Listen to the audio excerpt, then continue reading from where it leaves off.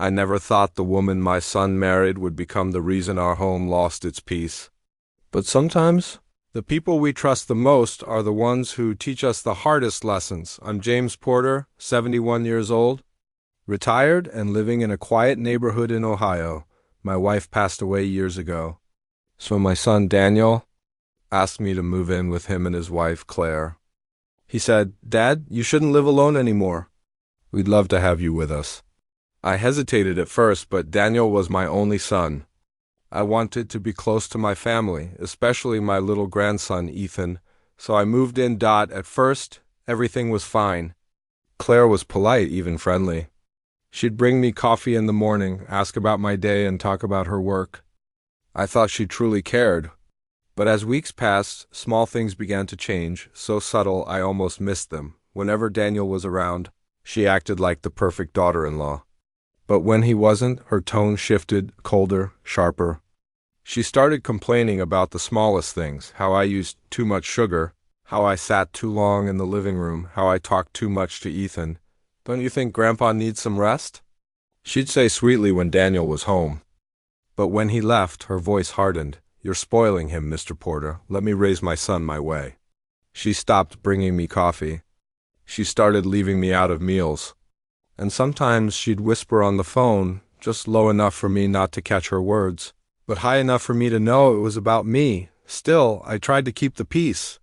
I told myself, maybe she's just stressed. Maybe it's not personal.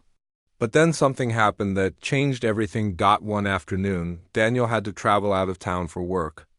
It was just me, Claire, and Ethan at home.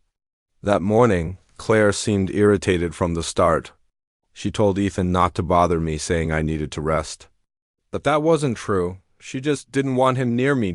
Later that day, I overheard her talking to a friend on the phone. Her voice was loud enough this time. "I can't wait until Daniel agrees to move his dad into a nursing home," she said. "It's exhausting having him here. He's just in the way." My heart sank. I stood frozen in the hallway, every word cutting deeper than the last. She laughed as she added, "He won't even notice when we start moving his stuff out. The old man barely keeps track of anything." I quietly walked back to my room.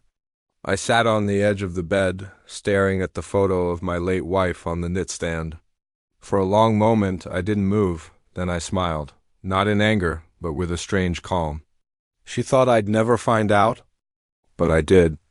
And she was about to learn that underestimating an old man was her biggest mistake. The next morning, while she was out grocery shopping, I decided to take a little action.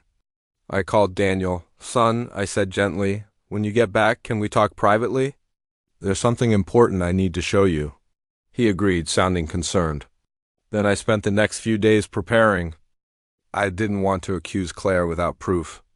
So I set up a small voice recorder, an old gadget from my teaching days, in the living room and kitchen, and just as I suspected, she kept talking, complaining, mocking me, even laughing about how Daniel believed she was so caring. She didn't know that every cruel word was being recorded. When Daniel came home that weekend, I asked him to sit with me in the living room. Claire was in the kitchen, smiling sweetly like she always did when he was around. "Son," I said, "I've been meaning to show you something." I pulled out the small recorder and pressed play. At first, Daniel didn't understand. But as Claire's voice filled the room, mocking me, calling me names, and talking about sending me away, his expression changed. His face went pale. Claire froze where she stood, her eyes wide. "Daniel, it's not what it sounds like," but Daniel cut her off. "Claire, that's your voice." "That's exactly what it sounds like." For a moment, the room was silent. Even Ethan, who was playing in the corner, looked up. Daniel turned to me, his voice shaking. "Dad, I'm so sorry. I had no idea." I placed a hand on his shoulder. "It's okay, son. Now you do." Claire started crying, saying she was just frustrated, that she didn't mean it, that I was making her life harder. But Daniel wasn't listening anymore. He simply said, "Claire, my father isn't going anywhere. But maybe you should think about where you're going." She packed a bag that night and went to her sister's for a few days. I didn't ask Daniel what they talked about later. But I know things changed after that. When she came back, she was different, quieter, more respectful. She started including me in family meals again, asked if I needed anything, and even began spending time with me and Ethan. It wasn't fake this time. I could see the guilt in her eyes, the kind that comes when you've truly realized you crossed a line one evening. While Daniel was putting Ethan to bed, Claire came to the porch where I was sitting. She stood there for a while before speaking. "Mr. Porter," she said softly, "I'm sorry for everything. I was wrong. You didn't deserve how I treated you." I looked at her and nodded. "Thank you for saying that. I don't hold grudges, Claire, but I don't forget either." She smiled faintly. "Fair enough." We sat in silence for a few minutes, listening to the crickets. Then she said, "You're tougher than you look, you know that?" I chuckled. "That's what your husband says too."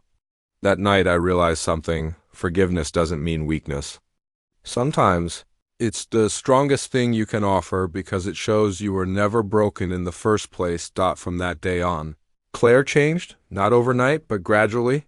She stopped whispering on the phone, started involving me in family decisions, and treated me with genuine kindness. And as for me, I learned that no matter how old you get, standing up for yourself never goes out of style. Claire thought I'd never find out, but I did. And she never forget it, not because I punished her, but because I reminded her that respect, once lost, takes a lifetime to rebuild.